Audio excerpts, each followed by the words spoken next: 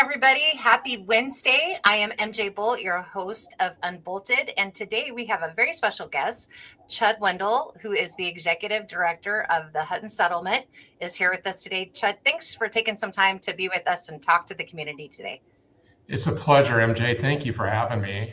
You bet. I've known Chuck for a few years. I got to know about Chuck a little more when I ran for office in 2022, and he was very involved in the community. And so I've been always very impressed, Chuck, with everything, what you were doing and how you were trying to be active and engaged and trying to make change in our community. And so I was really excited to see you kind of pop up in my feed again on social media recently. And so I reached out last week and said, Chud, let's get you on, because if anybody knows what's going on in this community and why it's happening, I think it's you. You're an amazing spokesperson. Thank you. I appreciate it. No, it's an honor. And I really care about the community. I do not live in the community anymore. I've moved over to Coeur d'Alene, but as the executive director of the Hutton Settlement, I'm very involved on behalf of the Hutton, both managing properties and engagement with the community. Yeah, for sure. Well, let's tell everybody a little bit about your history and how you got to this place of involvement and, your work with Hutton Settlement. Tell everybody how you got here. How I got, okay. Well, it's sort of an interesting, I'm going into my 10th year at Hutton Settlement. And I think it's important to understand not only our mission, but our funding behind the mission. The mission was set by our founder, Levi Hutton, in 1919 when he opened the doors to 80 orphans.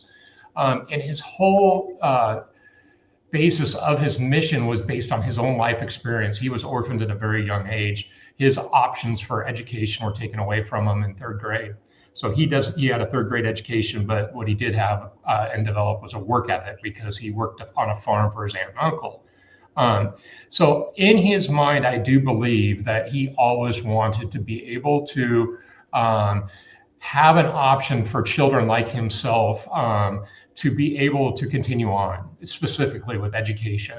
And so in 1919, he opened the door to the Hutton Settlement based on one premise, and that's providing hope, opportunity, and life to children like himself. He was orphaned, and we don't see the orphans, traditional orphans like we did then. Now our children are abused, abandoned, neglected, that have dealt with severe trauma. And a lot of it's from the societal complexities that we're dealing with now. The brilliant thing that he did is he created that mission, but he wanted to create a funding model that would outlast that mission. And what he did is he endowed the Hutton Settlement with commercial property. At the time, it was 5 commercial properties, including the Hutton building. It was one of the 5. And what they did is they took the rents from the properties, the income from the properties, and it funded 100% of our operating budget back in 1919. Today, that has changed a bit. We now have 23 commercial properties. 21 of those are in the city of Spokane, and one's in Coeur d'Alene and one's down in Kennewick. And so today, the rents from these 23 properties cover about 80% of our operating budget. And so I've been pretty involved. I manage all of the properties as part of my job with the settlement. And so I get pretty involved with everything from tenant satisfaction to public safety challenges, homeless mitigation, vandalism mitigation, and so forth. So that's how I sort of got to where I'm at now and why I care so much about this community to make a turn and for the better. So it's inherent in your job. And I think, I didn't know that about the Hutton Settlement before. And when I first met you, I was kind of intrigued as to, all I knew is the property off of Wellesley, which I believe is where you house, these kids that have been in these various, traumatic experiences and ended up there. Right. And so, Correct. And that's an amazing story in itself about what you guys do at Hutton. And I was very familiar with a kiddo, about 15 years ago that was there. And my kids had befriended him. And so we went and picked him up a bunch of times and took him to do things. So I was super impressed with the care that you give those children. And, like you said, there's various trauma, there's various different environments and backgrounds that they come from. So that's a whole interesting thing in and of itself, and we could explore that more as well. But here you have all these properties that help fund your whole outfit, your whole organization. And you said Correct. 23 total, 21 of them in Spokane. And so Correct. tell us a little bit more about that, Chud. Like what, Yeah. because it is an interesting funding model. And so what have you seen in the last, the 10 years that you've been in this role? Well, my predecessor, who is a mentor to me, got me up and running with property management. I didn't have a lot of experience in it. Our family has a shopping center, and so I had a little bit of involvement. When I started, it was pretty simple. We didn't have any private security for any safety issues. So it was more or less fixing roof leaks. If there was HVAC issues, real basic, painting light parking lot stripes and so forth, and just keeping the tenants happy and making sure the properties were kept up. Starting in about 2018, we started seeing some challenges where we did start bringing private security on, and they're mainly camping challenges and really trying to keep the properties clean. And there was some graffiti, some broken windows, but not a lot. And then the big year was 2020, and then that's when we just saw an exponential growth in the challenges that came with everything from public safety. So we saw defecation, we saw broken windows, a ton graffiti on a weekly basis, illegal garbage dumping, illegal, open drug use, camping, you name it. It's sort of, we started seeing it. So all of a sudden we went from, really just 1 or 2 stops by a private security at, 1 or 2 properties to where now we're in 2025, we're spending about $150,000 a year in private security at about 6 different properties. And some of those properties, they're there, not around the clock, but they're there frequently. And we still have our challenges with all the items that I left. And so that's been the biggest change in my job. So my job's really shifted from, say, like a 2/3 focus on Hutton and its mission and 1/3 on properties, to now it's flipped. I'm spending about 2/3 of my time managing and mitigating issues at our properties, trying to keep tenants happy. We're losing tenants, and only 1/3 focused on the mission of the settlement. And it's all driven really by the challenges that our community is seeing. Ironically, our 2 properties in outside of Spokane in Coeur d'Alene, we've never had to have private security, never had graffiti. That one in Coeur d'Alene has never had any public safety issues. And then our one in Kennewick, we still don't have private security. Still in the state of Washington, but Kennewick does things a little differently than the city of Spokane. That's pretty interesting. So, because I was going to ask you, what do you think are at the root of those problems? I'm thinking 2020, I'm thinking COVID, maybe that spurred a lot of this on. However, here you have 30 minutes away, the same time, and you don't have any issues because it's a different state and different policies. So yeah, talk to us a little bit about what you think is causing this, because and this is why I wanted to have you on too, Chud, is your voice is representing, all these other businesses that are going through the exact same things right now. And we've been hearing about it for a couple years, quite a few years. And I mean, I don't think y'all could scream any louder. I don't, so you're a great voice to represent what the challenges are. So yeah, what do you think is at the root of this? Well, I'll take us back to 2021, and what we did is we formed we called it Spokane Commercial Property and Business Owner Council, and really the purpose of it was to match what the neighborhood councils do. So every neighborhood in the city of Spokane has their own council, which then feeds to the city council. And so, but the businesses and property owners were left sort of out of the loop. And so what we did is at that time, we brought Mayor Woodward on. We brought our city administrator on. The police chief was Midel at the time. We had a council member, Cathcart, on the council. We had Commissioner Kearns on, and then we built it up to over 200 business owners, or property owners. And the mission, our focus was education. Like, let's understand what is going on. Let's understand how policy is being made. Let's learn from the street, from those that are homeless, and why, and then meet with the providers as well. So what are they doing? What aren't they doing? And then the best part, and coming from a business background, is the easiest way to come up with the best idea is to copy one. And so my days at the car dealership, where we got our best ideas, 9 times out of 10 were from another dealer. Yeah. And so we went out across the country and identified about 4 or 5 communities that were making a difference. They were going the other way. San Diego was at the top of the list, along with Houston, Texas.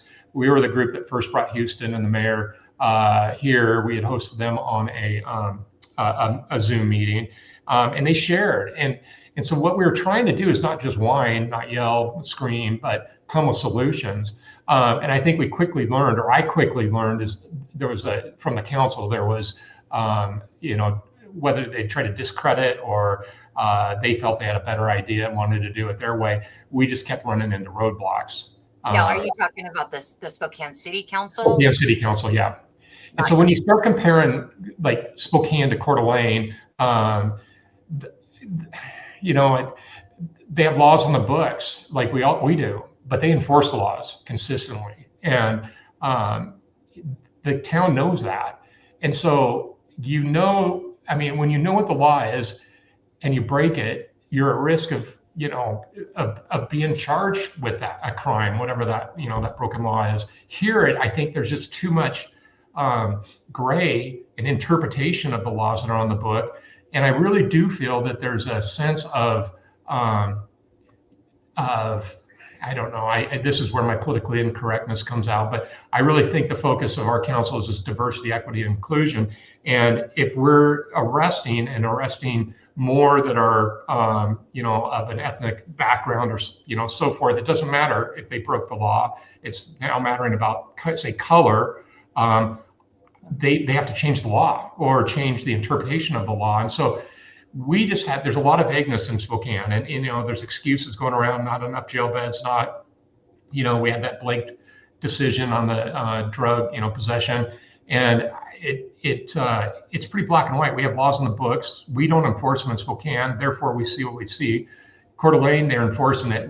Kennewick being in Washington, they enforce it down there. We can do it here, and but we keep finding loopholes or exceptions or asterisks and to everything, and we get what we get. Yeah, and clearly it's not working. I think if we saw things getting better in Spokane, then maybe we could say, oh, okay, yeah, your policy stances are working. But that's not what we're seeing. We're seeing the highest fentanyl deaths ever. We're seeing, right? I saw something come out about 350 deaths in 2024, the highest ever. In Spokane, is that correct? Yeah, that's correct, and we're outpacing it by a long shot this year. Unfortunately, it shouldn't be. Yeah. And then you have all these other side effects as well. You have what you're talking about, defecation around your properties, the camping, the people loitering, hanging out, which of course is not good for business. I mean, tell us a little bit, from your perspective, like what are you seeing? Because I think there is also a trend right now. We're hearing this from Portland, for people to go, oh, it's not like that. It's not that bad. No, tell us from a business owner perspective exactly what you see. It's bad. It's bad. And I will say that in 2021, when we formed the group, I didn't think it would get much worse. It has. It's growing. And then this last 6 months, especially since Mayor Brown passed her home ordinance on trying to outlaw public camping, which isn't working, and they're acknowledging that now. It has exponentially grown since July, and in our case, 290% increase in crime reported by our private security from the third quarter of 2025 versus the second quarter of 2025. So so wait, say that again. 290% increase. So these would be things like drug dealing. We had prostitution. We had assault. We had illegal garbage trespassing, illegal campers. So, I mean, you name it, and we're seeing it. And I do engage with those that are on the properties when I get a chance.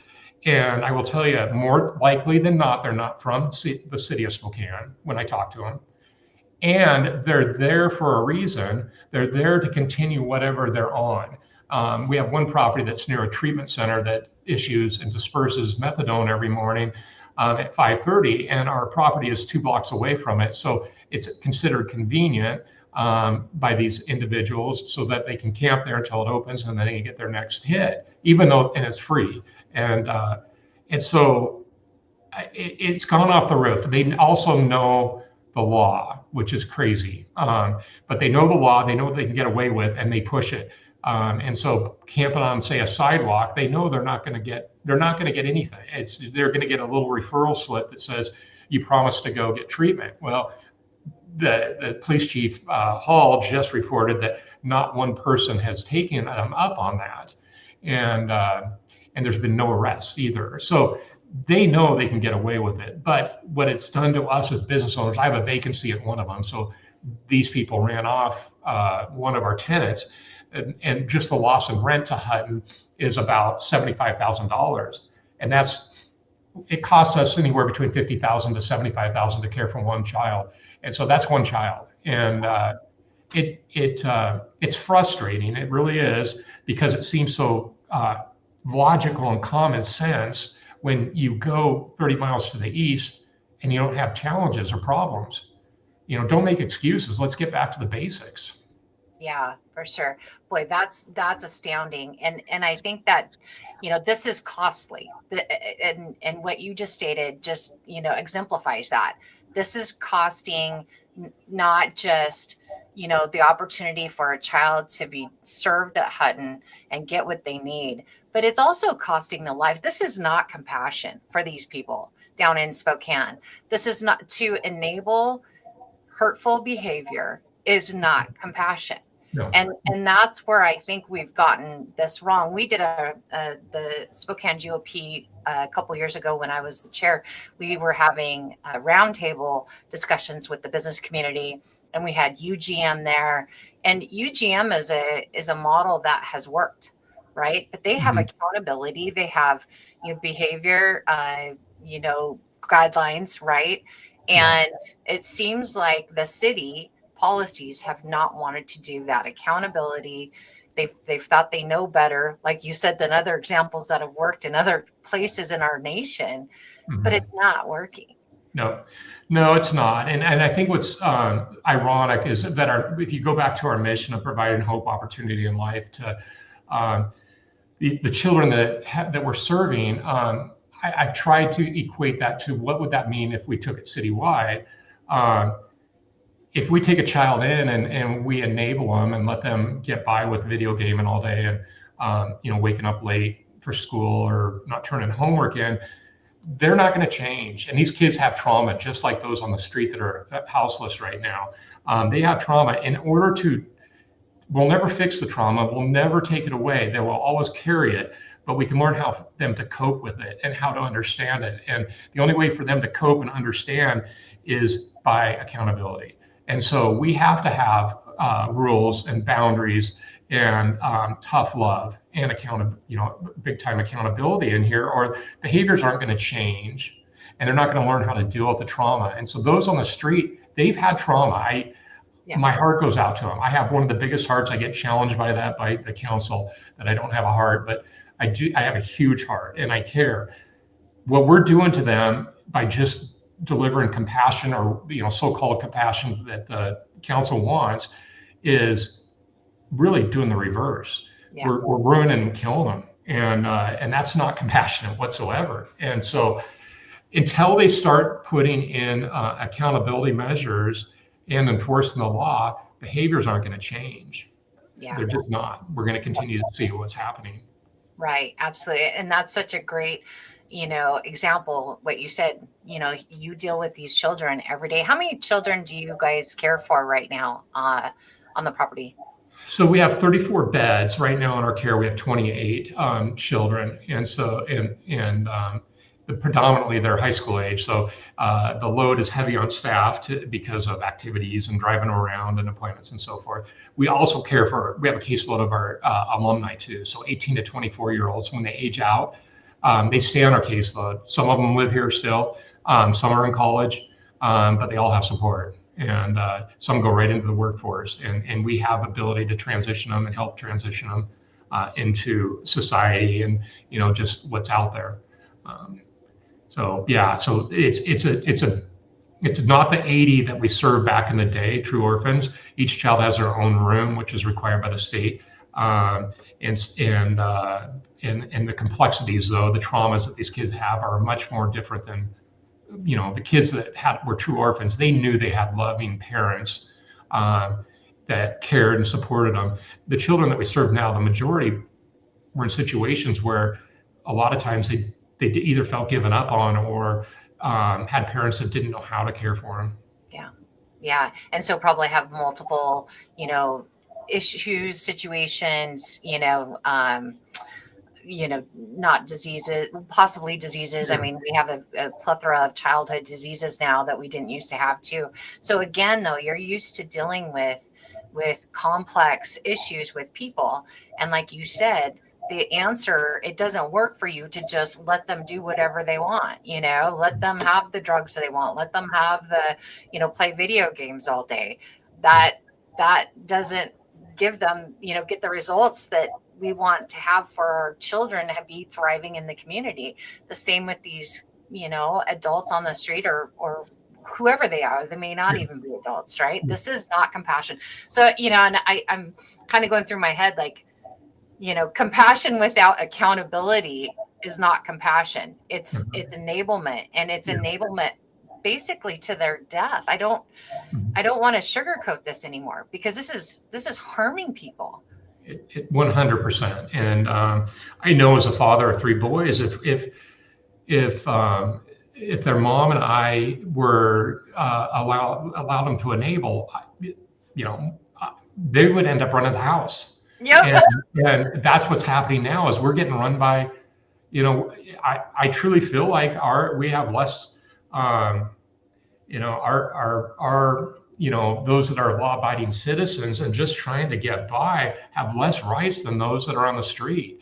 And I'm not taking a shot at them. I'm just saying that that's the system that we put them in the city of Spokane right now.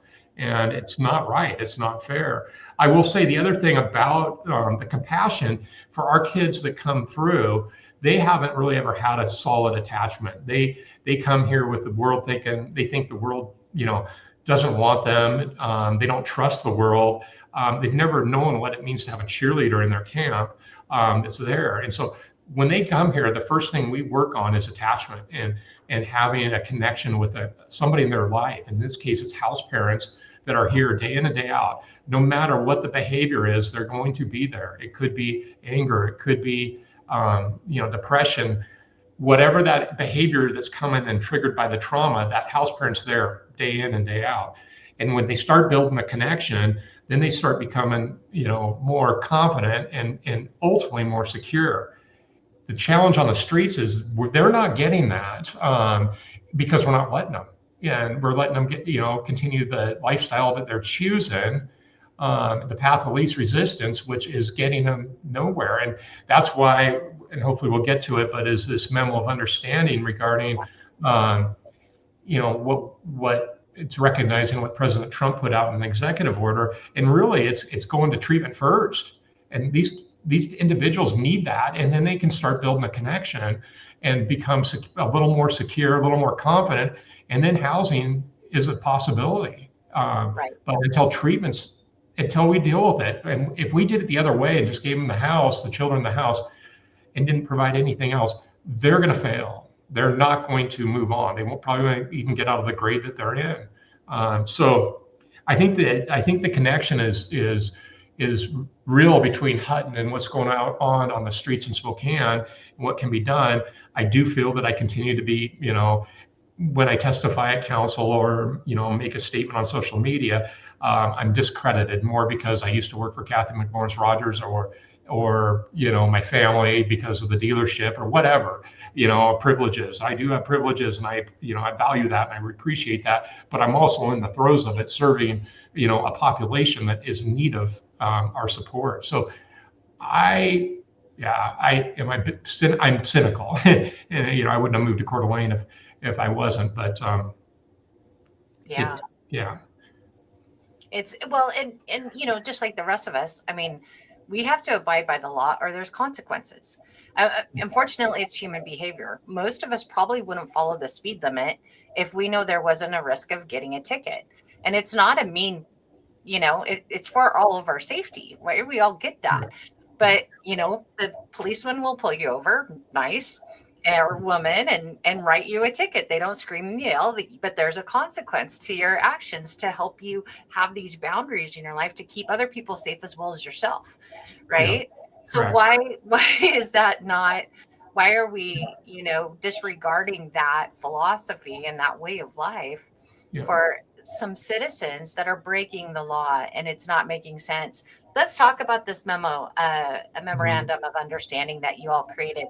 Talk about, maybe kind of, is it just you're trying to figure out a solution, and what led to you making this, and then talk about, what it is. Yeah. Okay. Well, I think the seed was planted back in 21 when we launched that, the Council for the Businesses and Property Owners, and we spent a lot of time on the streets talking to those on the streets, chronically homeless. We didn't talk to one that didn't want help. Like, they want help. They just don't know what that looks like. What they first want is to continue whatever is fueling their life at that point, and they're running from something. Their trauma is deep, and the best way to do it is medicate to cope with it. But they all wanted help, and we had a chance to meet with Catholic Charities, and that's probably where my eye was open the most. Is that these individuals that are living in their housing first models in the havens weren't getting that help. They weren't getting that treatment. They're there to be housed and be off the streets, and that is solving homelessness. It's not.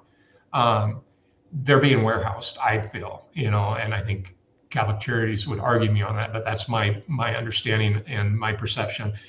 So it's not happening. And so the more we dug into this, the more we realized that this housing first that was adopted, over 10 years ago, is a failure.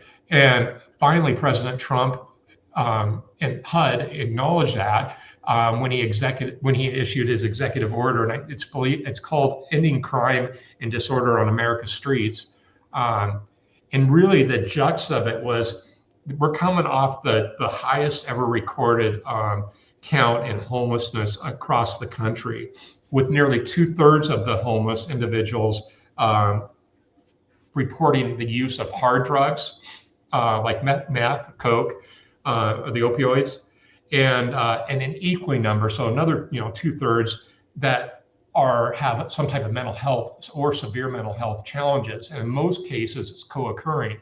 And when we have those kind of numbers, housing first is not going to work. We got to treat that 2/3 first. And so what he did is he flipped it around and said, we got to spend our resources on treatment first. And I feel homelessness is an industry now, especially in Spokane, and there's a lot profiting off of it. And so it's this big machine right now that we gotta say, wait, time out. Let's use those resources and put them into the community where we're investing in treatment centers and rehabilitation centers. Maybe you look at opening up the mental health wards, where we can have these individuals that aren't able to live on their own live and at least be cared for and safe, which is most important. So he issued that back in July of this year. And really, we felt that was a great opportunity to say, you know what, let's take that and localize it and acknowledge it. I mean, and it's twofold. So one, you got funding. So there's going to be this threat of the federal government looking at areas like Spokane that are considered a sanctuary area that are going to start losing funding. So this, if we were to say, we acknowledge it and we're going to put this into place, recognizing treatment first, that will solve that piece of the funding piece and protect Spokane. And then on the other side of it is really trying to coordinate the Spokane County's response by getting all the municipalities, so all the cities in Spokane County and the towns in Spokane County along with Spokane County to say, you know what, we're going to start really treating those that are experiencing chronically homeless by recognizing treatment as a priority. And we need to provide the resources for that. So that was the mission that we went on. So I've been working with Sheriff Knowles, and I've been working with the prosecuting attorney Preston McCollum, Sheldon Jackson, Gavin Cooley from SBA, and we've been digging into it, saying, okay, how can we take this executive order and incorporate it to something that Spokane County would recognize, all municipalities. And so we crafted it. We had an attorney review it, legalize it, and do what they needed to do. And so that just went public last week, the MOU. So that went out, was covered by Center Square last week. And then this week we began reaching out to the mayor's council, city managers on trying to get an opportunity to present this MOU in person so that they can understand it, we can answer questions, and then ultimately hopefully get their signature acknowledging the memo of understanding that they're in. There's no cost, there's no commitment financially, there's no legal liability. It's just saying we got to do something better, and it's going to go back to this treatment first. So a little bit else about it. There's been several recent Supreme Court rulings that have created a pathway for communities like Spokane that wish to not only prioritize the accountability, but also promote treatment, recovery, and self-sufficiency. So we have some court rulings on our side.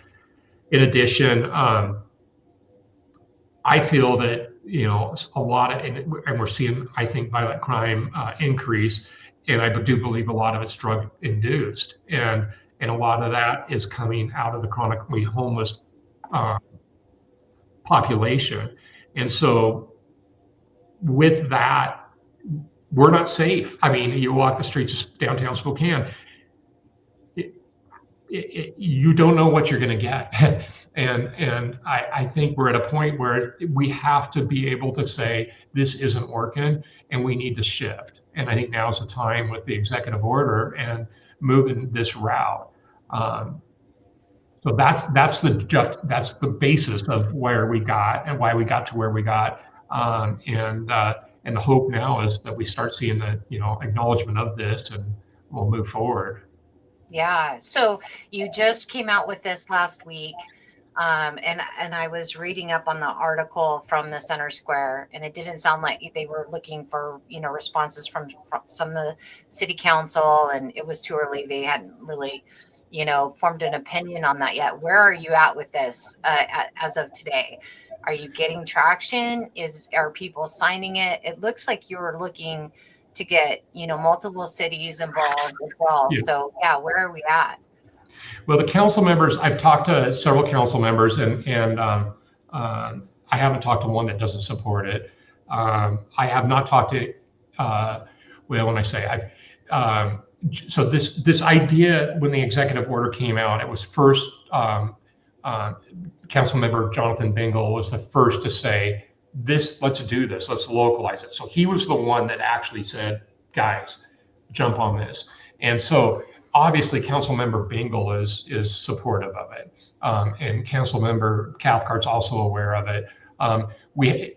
Because this just came out last week, we haven't had a chance to visit with the others on the Spokane City Council. I've met with some others, Spokane Valley City Council, and those that we've met with are supportive. And so it's a process, so it's got to go through public, reading and then a vote by the council. So it's probably going to be a little bit of a process, but I haven't ran into anybody that said this is crazy or there's not a chance. This makes sense, and I support it. So we're just in the preliminary stages. Literally, the document was completed right when the Center Square published that article last week. Okay. So, and again, it's focusing on this treatment first, uh, you know, approach, right? Versus what we've had, which has been housing first. Yeah, And you said that the executive order also, if we don't do something, we're in jeopardy of losing federal funding. Is that correct? Because that's we're like, yeah. yeah, that's my opinion. And I think when you talk to somebody like Councilmember Bingle, he'll say the same, that we'll be in jeopardy of. Uh, I will say the other thing about this memo of understanding is that it's already got some national attention too. And so I've gotten calls from other states across the country that have inquired and said, can you share it? And it's, I would love to share it. If everybody adopted it, I think we would have a whole different society.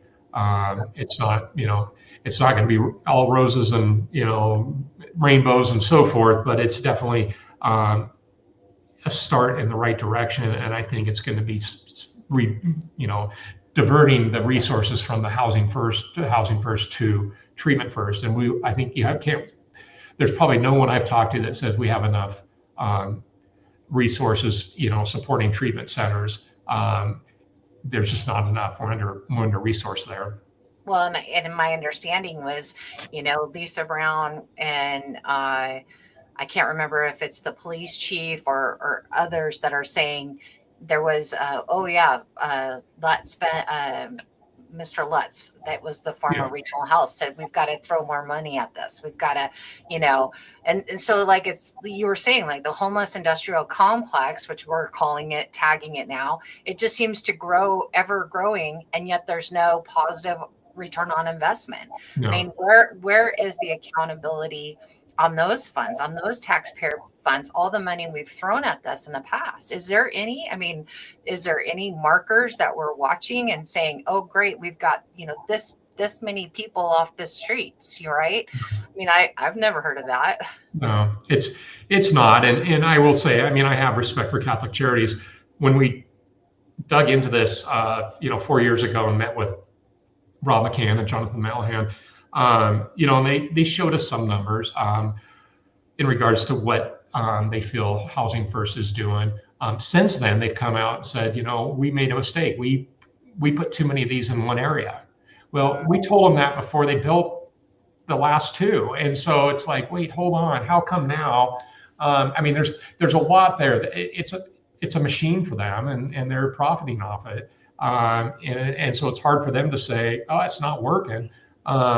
It's not, but it isn't. And so I mean, you're not going to get the Housing First people, that support it, to say it's not working. And that's a challenge. It's just because we created this industry that it's like pharmaceutical, it gets to be so big and such a machine that's like, you want to go cure a certain disease. That means you're going to probably, lose out on some income of one type or, multiple medications. So we're in the same situation with this Housing First, but it has to be done. We have to look at the individual, just like we do with the child. Everything we do is about that child. Some of it's going to be really hard and some of it's going to be very difficult. But when we look at what's best for that child, we're going to give it an opportunity for things to change. We're not looking out for that individual that's chronically homeless on the street right now. They're getting what they want. They're getting the free handouts. They're getting their free drugs. They're getting away with it, and they're breaking the law. And so I have a problem with that because we're not going to ever fix it. Do I think enforcement's going to be part of it? Absolutely, 100%. I'm serving on the Safe and Healthy Task Force that was just recently announced a couple weeks ago, and I'm excited. It's a very diverse group, and I think it's one that's going to come together and really understand what's happening. We're going to in 2 weeks we'll map out the resources, how the system works all the way through the courts, and where the gaps, because we have plenty of gaps, and we also have some areas where there's duplication. And so with that, and then we're really working with Miami-Dade County, where they had really focused on more or less diversion from jails to treatment with accountability. So it's not just give them a slip, in community court and say, go get treatment, and they say, oh yeah, I'll go get treatment. And then there's no accountability and they break the law again, and they're back in community court and just circling around. This they did. They really looked out at that individual and said, we are going to get treatment, and they're going to be held accountable for that, or they're going to jail. So, and it's worked. And so we're really looking deep into that model down there. I think that's going to be a big basis of what we work with and what we end up recommending to, to the elected officials at the end of our time working on this. Yeah, it seems like we need to transition from being a support buddy that is enabling bad, hurtful behavior, that's probably addicted and doing those same things, to a responsible, caring parent. That's what it sounds like we need to actually do here in Spokane. Exactly. Yeah. No, 100%. And most, and I will tell you, the individuals, when I either catch them in the act of a crime or on the front end of a crime at one of our commercial properties, 9 times out of 10, they're not in a state of mind to make a logical decision because they're under, under the influence. And that's unfortunately the state of mind that they're mostly in. And so making a logical decision on their own I think isn't reasonable, or we can't expect that. I can't expect our children to make a reasonable decision on whether I'm in a game or do homework. If I'm in a video game, then there goes my grades. Well, we have to help them sometimes make that decision. And that's with boundaries. You can only video game after you do the homework. And so that's part of it. But it's not working. I really am a believer that we got to also respect the laws that are on the books. Yeah. And when we start making ordinances that are trying to, I call it enforcement by kumbaya, this restorative justice piece, do I believe in it? With accountability, yeah, but there's no accountability, so it's not working. And I know I'll be shot down for that one too. It's got to stop. And it starts at our city council for this, our municipality is, they're not on that. They have an agenda. It's an ideological agenda that has never been proven. They'll use evidence-based as a term with it, but it's not working. It's not working here. It's not working elsewhere. Throw it out. Let's move on and let's get back to the basics. Right. Absolutely. I'm wondering about the Homeless Coalition. When I was out in the Valley on the school board, I helped start it was then the Valley Homeless Network, trying to figure out how to, help people in need out in the Valley. So many resources downtown Spokane, right?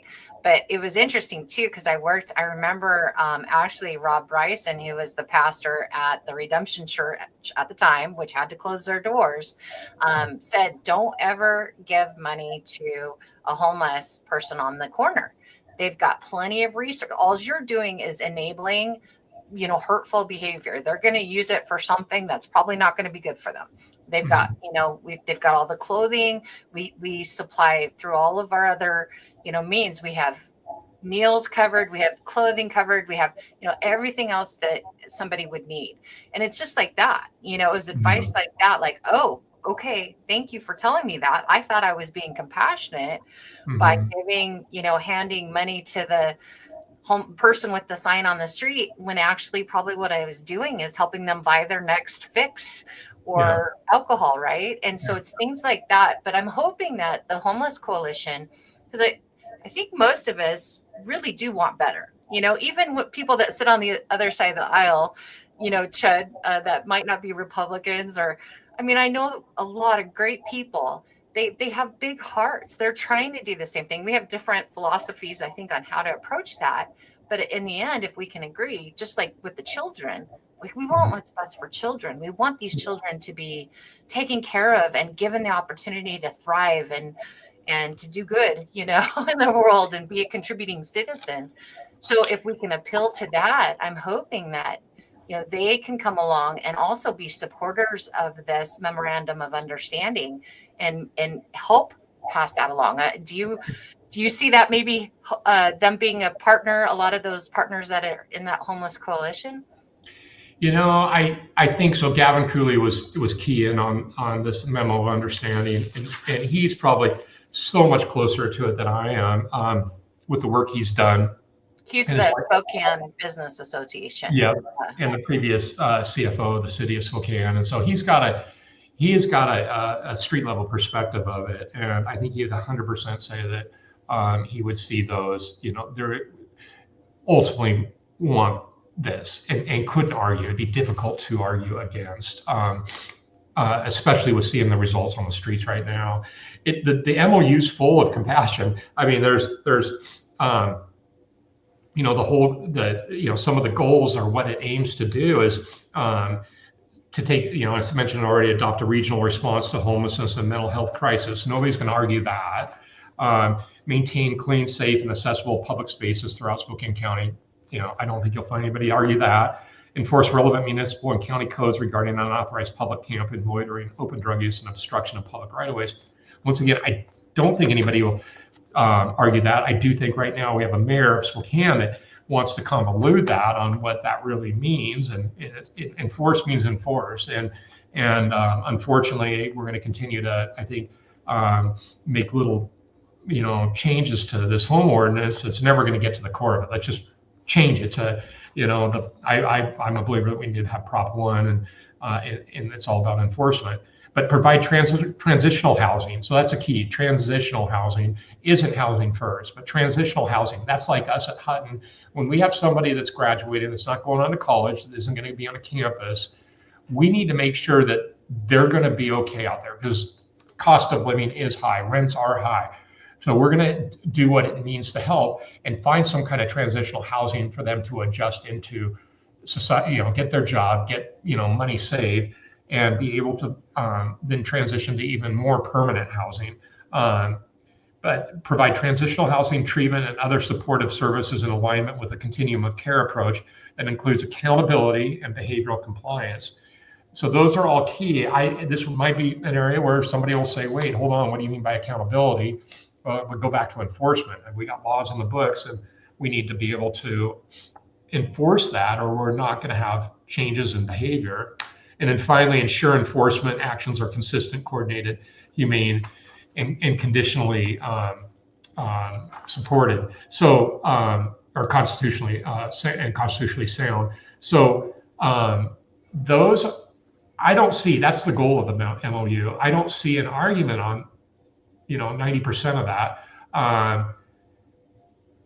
So it's hard for me to say, okay, what is the song sheet? Then let me, let's see something that's going to work, that's different, that supports, what's been happening. I don't know. I can't see that somebody coming in and arguing that and saying, no, this doesn't make sense. Right. Well, I have quite a few questions. Number one, where can people find this memorandum? Where can they go and review it for themselves? Well, they, we're just a 4-person crew right now, pushing it. So we all each have it. So that would be Gavin, myself, Sheldon, actually 5 of us, the prosecuting attorney, as well as that's McCollum and Sheriff Knowles. In the Center Square article, there's a link to it as well. So if somebody wanted to Google, MOU by Center Square, Washington, you'll find a link in that article. Okay. And so maybe I'll post it. Then if it's out there publicly, there's no reason not to post it then.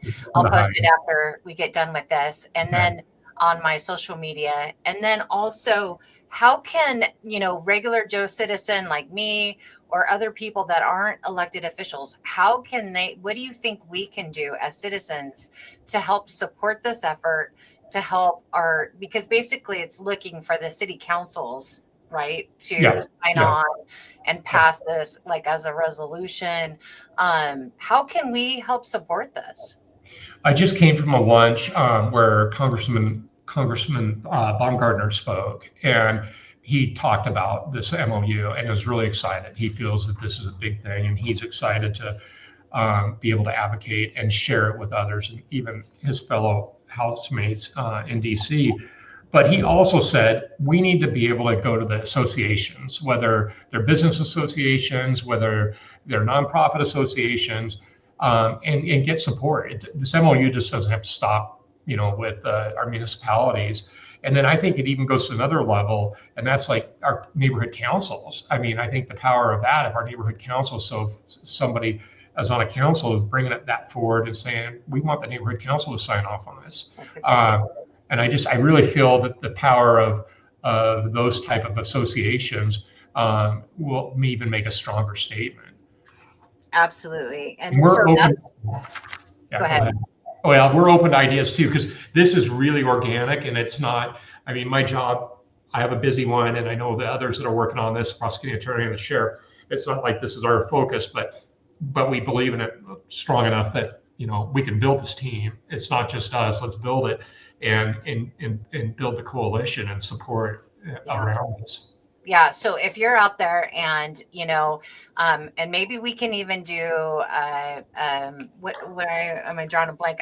We can post it and get people to sign on it and, you know, sign a petition themselves. But also, you know, if you're part of association, a homeowners association, you know, a neighborhood council association, you know, bring this up.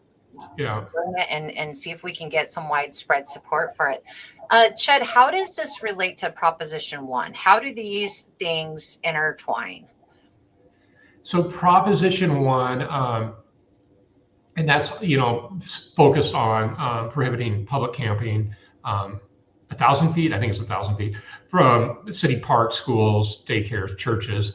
And that's all about enforcement. So it really isn't going into what happens then, but it's enforcing public camping and obstruction of public right-of-ways. But it's about enforcement, you know, and that's what was on the books. Now we're trying to convolute it and, you know, and make it what it's not. I mean, at the heart of it, we're trying to protect kids. That was the intent of that whole Prop 1. And really, I feel like the home ordinance that the mayor put out is going against that. And one of our properties that we have is a Head Start school. It's right across from Lidgerwood Elementary. And we have a considerable amount of camping there. So the staff at our Head Start school in our Hutton this is a Hutton owned property, they have to sweep the playground every morning. Now these kids are anywhere from 0 to 5 that are going through there.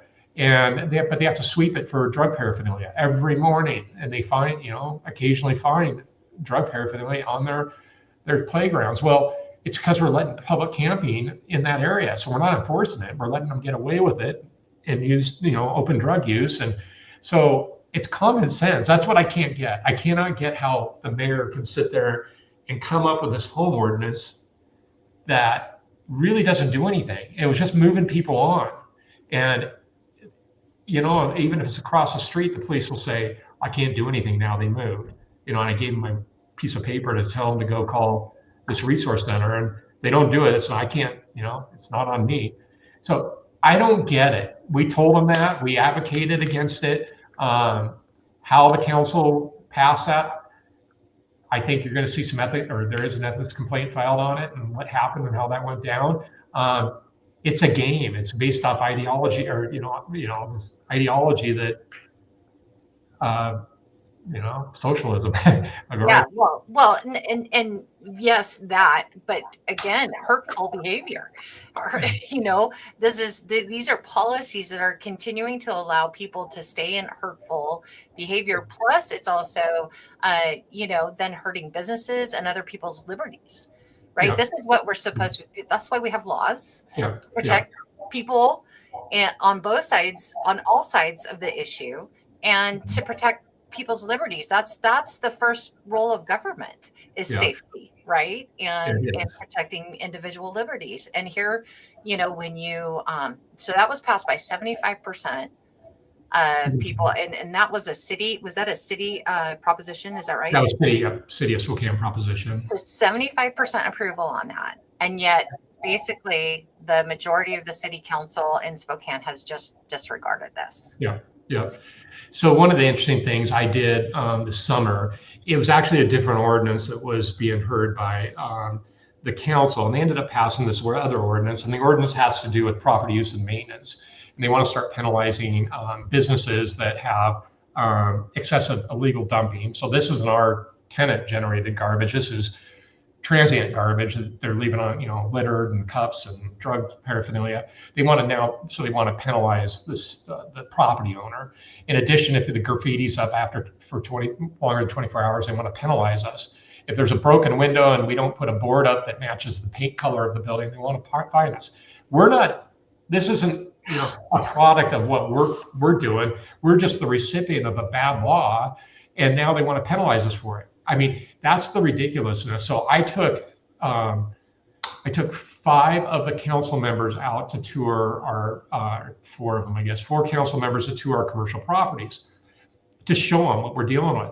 And ironically, with Council President Wilkerson, when she went, I had graffiti that I didn't even know about at that point. We would see it. What I'm trying to show is that what happens when we cover it up, we're not going to get a perfect match. The city wants a perfect match of paint with what's up there. But we have it. And I'm like, okay, there you go. So I have that up now. Now I got to have it painted within 24 hours. Well, so I go through with each council member. When I took council member Dylan up to one of our properties, I'm kidding you not, there is Narcan. There's 3 police cars, and they have an individual that overdosed, and the police are administering Narcan in front of us. And it's just like, oh, okay, that's too bad. I hope he's going to be okay. That was a response. No, it's not. I mean, that's not okay. That's happening right there is not okay. Our policies, your policies, are enabling that. But the argument on all, they got to see it. They got to see the challenges I'm dealing with. And when I got talking about the ordinance that already passed, which is the home ordinance, at that point, the home ordinance had passed. I told them it's not going to work. There's no enforcement. There's not going to be a change, and they're just going to move around. And that's exactly what happened. And no, it's working. And I've testified at 2 different council meetings last month. And at one of them, or right after one of them last week, right before I actually testified, council member Zapone had said, oh, this ordinance is working great. And I don't know what he's basing it off of, but it's working great. And then that was a Thursday. And then that Monday at the city council meeting that I testified at, they had a public safety meeting where Chief Hall presented. And Chief Hall said, this isn't working. We don't know of any of them that have gone on to seek services, and we haven't made one arrest. So then all of a sudden now it's not working, and Zapone thinks it needs to be an emergency ordinance. It doesn't make sense. Either he's not listening to us, or he's got his own ideology, and now that he's feeling it's political season, he needs to change his tune because the chief said it's not working. I don't know. But the frustrating part of it is that it's simple. Let's enforce the laws. Let's get back to it. And that's what Prop 1 does. Yeah, absolutely. And so one of the things that you had shared with me last week when I reached out to you was the 75% endorsement, if you will, by candidates. Will they sign the pledge, right? Or am I saying that right? So tell everybody a little bit about that. Well, the Spokane Business Association, I think, has put a lot of time and effort and research into this. And basically they're writing and I think it's called a 75% proposition, maybe ordinance. Anyways, so they drafted it, and really what it is it's taking Prop 1 citywide and going and enforcing, public camping or illegal open camping and obstruction of public spaces. And with it, what they were looking for, they held a press conference, and they invited the 6 individuals that are running for the 3 council seats, so from each district, and invited them to come to this. And of course, the only ones that showed up from District 1 was Council Member Bingle. From District 2 was candidate Alejandro Barrientos, and then District 3 was candidate Christopher Savage. Well, they all agreed, yep, I support this, I'm on board. The other 3 didn't show, didn't have the time or respect to show. And I've seen some things since that said, oh, the SBA is not fair to us, and they're not giving, this isn't right, and this, whatever. So it's a telling sign. I mean, you've got 2 different camps going on in all 3 races, and you either got the ones that want to, enforce it and get back to, common sense, and then you have the other 3 that want to continue down the path of, this ideology of kumbaya enforcement that's going to work. And we've proven it long enough. That's why we have proven it. It's not working. Yeah. And especially when you have, I mean, you have other examples, which of course you brought that research, why you don't need to reinvent the wheel. We see what's working elsewhere. Places like you said, San Diego, Houston, this is how they've turned it around. Now you guys are looking at Miami-Dade County. And so you could see like, somebody thinks they're just going to reinvent the wheel and it's going to work is insane, Yeah. So, Yeah. but and that's why this season is so important, Chud. And I think this is very, very timely to have you on right now because elections matter. Local elections matter. So talk to us a little bit about that, because what you have just portrayed and explained, what you're seeing are the consequence of elections in Spokane, correct? Well, it's 100%. And it's all about 5-2. And that's all it's been is 5-2, 5 of the progressives against the 2 conservatives. That's not a balance. We need at least balance. And if it's 4-3, 3-4, that's great. The election's everything. And I think the more educated that the citizen gets, the better. And unfortunately, I feel like maybe politics and the state of that social anxiety around government right now is the easiest thing to do is go bury your head in the sand and not understand. And it's not the time to do that. It's time to get out, educate yourself, and vote. We have to vote. And this one's important. It really is. If by a miracle chance that they're able to flip it to a 4-3 majority, you're going to start seeing some things happen. I think the MOU would probably already be signed right now. I do think that Prop 1 would be in the books. And that's what the city wants, 75% want.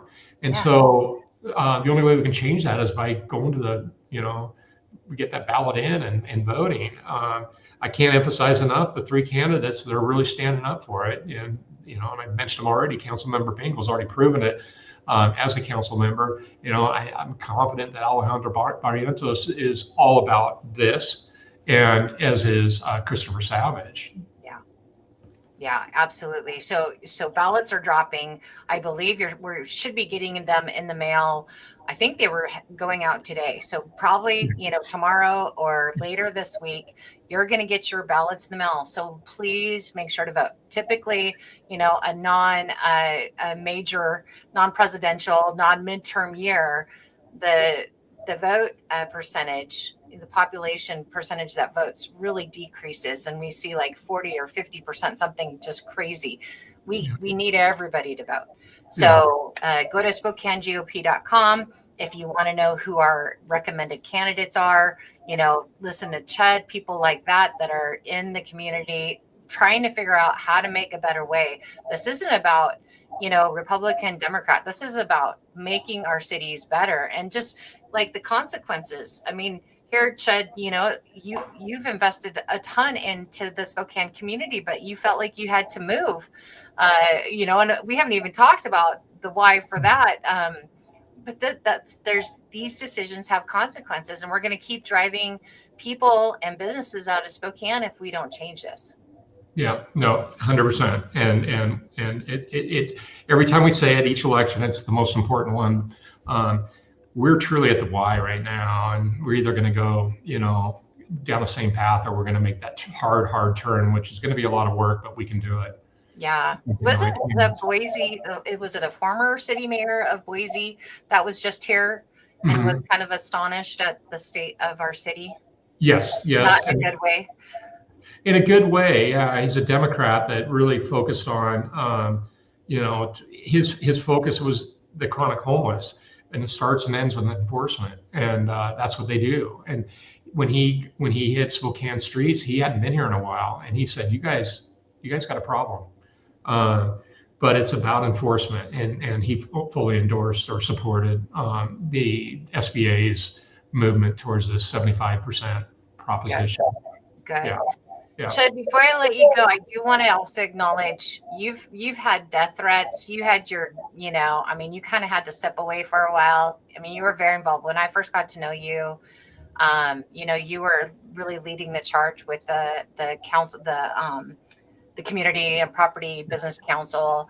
You were having like weekly Zooms, lots of people, hundreds of people, and elected officials, very impactful. You were showing great data. You were sharing data, from the police chief and from the county sheriff. And, I think you were, you were making some waves. Unfortunately, some negative things happened. Do you just share a little bit, because it's sad that this is, people think to do these kind of measures, when somebody's being effective. And we've seen that like with Charlie Kirk, unfortunately, recently. And I don't know if that made you get more engaged as well and brought you back in, but obviously some things changed for you here recently. Yeah, and I think I'll start with where I'm at now. It's I want to serve as many kids as we can, and we can only do that if we are getting what we deserve from our rental properties. And right now we're not. Too much of it's going to private security. Too much of it's going to mitigation of all the issues I talked about. So that's where it starts with. Obviously, Hutton Settlement's a nonprofit. My boss is our board, and I report to them, and I'm accountable to them. So when I began working on this 4 or 5 years ago, when we started the challenges with it, one area that I realized that we really had a challenge was that there was a sentiment on the board, on the council, that they felt the police was too strong, and they wanted to really focus on defunding them and taking away some of their power. And it was obvious, and it came out loud and clear. It was also, this is right after the George Floyd protest. So there was this movement going that way, and it looked all good out there, and we got to follow that. Well, through my work, I learned quickly, and it was, the ironic thing is it came from the legislative aid of Council President Wilkerson, that she was proud of obstructing a murder investigation. And so when I found that out, I did some digging, and I did my research, and I filed a public records request and got the body cam footage of the officer having a phone conversation with Council President, at the time, Council Member Wilkerson. And it was pretty obvious that she wasn't going to help. You listen to it, and she wasn't going to help. Well, that thing got out, and it went viral. And rather than say, hey, I am sorry, this is what was going on, it was, it's former district director Kathy McMorris-Roger, Chud Wendle, or from the wealthy Wendle family, Chud Wendle, and they attacked, and they went after me hardcore. So what happened then was Sean Vestal with the Spokane Review decided to write a series of hit pieces on me and Chief Meidel. And at that time, he's basing it all on that I had too much communication with the chief, and that I was too close to him. I didn't know the chief before I started this work. I'd met him, didn't know him. I just asked a lot of questions. I wanted data, I wanted statistics, I wanted information on what's working, what's not working, and I got it. And it was all public information, but Vestal made it look like I had a full, this arm's length, relationship with him, and was getting unfair information. And so it blew up. And what happened at the time is it made it in the press, and Hutton Settlement, the nonprofit I work for, was also in it. And then the side note is that Council Member Wilkerson at the time opted to approach a board member of mine and tell her that I was acting illegally of representing the nonprofit that I work for, because I was doing advocacy work. And so, and then suggested that I should be terminated. And when I was told this by the board member, I said, the only way I can handle this is you, her, and I all in the same room. And we had that opportunity to do that. And the first thing, we had all the niceties, and she has a great sense of humor and was using that, she being the council member. And then I finally said, okay, let's get to it. I said, Catherine, this is what you said. Is that correct? Well, I didn't really say that, but yeah, you're a little out of bounds and you're using letterhead. And I said, prove it. Show me where I'm using letterhead. And she said, well, maybe not letterhead. It might have been emails. And I said, where am I advocating? Like, where am I putting the pressure down? I said, what I'm doing is I'm asking for questions about crime statistics. I can do that, and it's impacting us, both financially and our children. And long story short, she backed it up. She walked it back a little bit, and I kept my job. Kept my job. I'm still here. But at that point, at the same time, the board said enough's enough.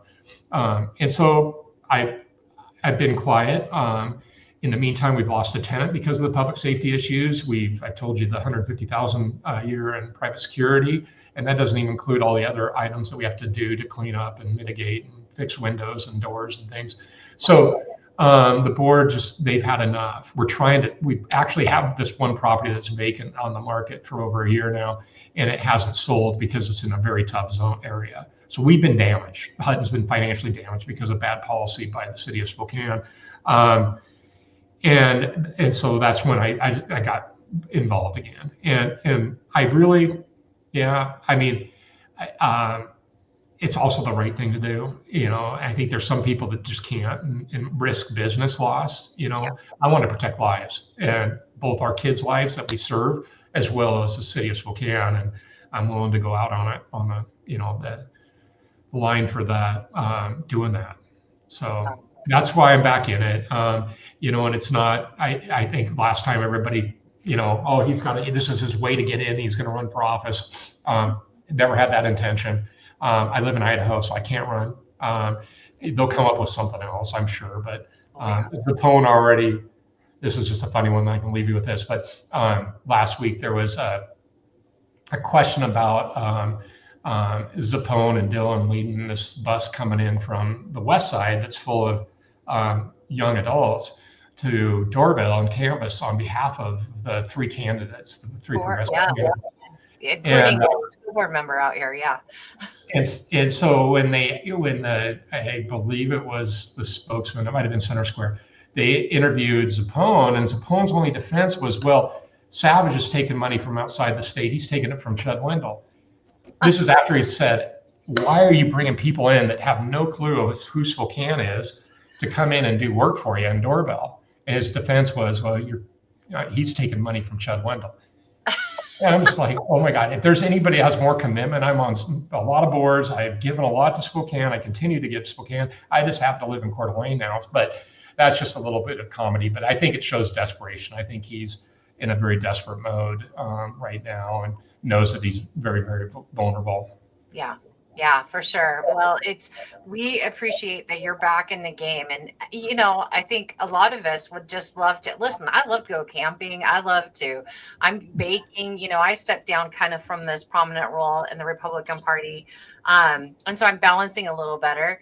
But a lot of us would just love to, not have to worry about it. But our community's at stake. I mean, you've got grandkids, right, Chud? You've got, 3 young sons and there's lots of wonderful things that you'd probably rather be doing and spending your time and effort and blood, sweat, and tears. But you're thrust into this, and you care about our community. You care about the kids at Hutton, and you can't serve, another child right now because of what's happening with your loss of revenue because of the properties that you own in the city of Spokane because of the bad policies. So I just applaud you. I think, hopefully this helps people to, get involved somehow. Number one, vote. Number two, get involved somehow, whether it's your homeowners association or, becoming a PCO or just going to some meetings, or going,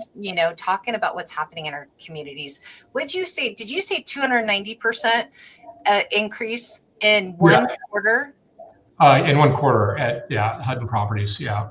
My goodness, that's absurd. Like, I can't even wrap my head around that. I mean, this is going in a very, very bad direction, and we need people to get involved. So, again, thank you, Chud, for what you're doing. Anything else you want to leave the community with? No, if anybody has any ideas on the MOU and how to share it, feel free to reach out to me.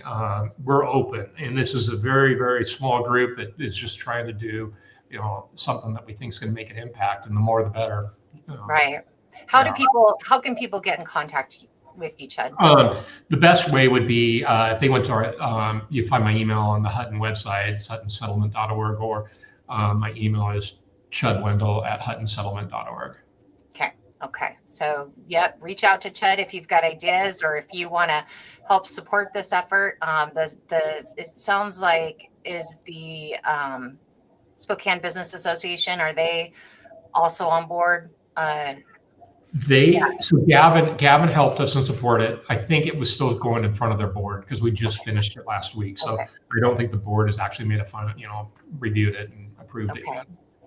But they might be able to help you as well if you want to, Yeah. see how you can support it, or if you're part of the Spokane Business Association, reach out to them, reach out to Gavin or the board members, and get involved. We've got it. We have to, have ownership in our community, right? This is our Spokane, Yeah. and it affects us all, even if we don't live right downtown. I don't live in the city limits, but everything that happens in Spokane affects me, and I hear people that just, like I just saw somebody on social media said they cried.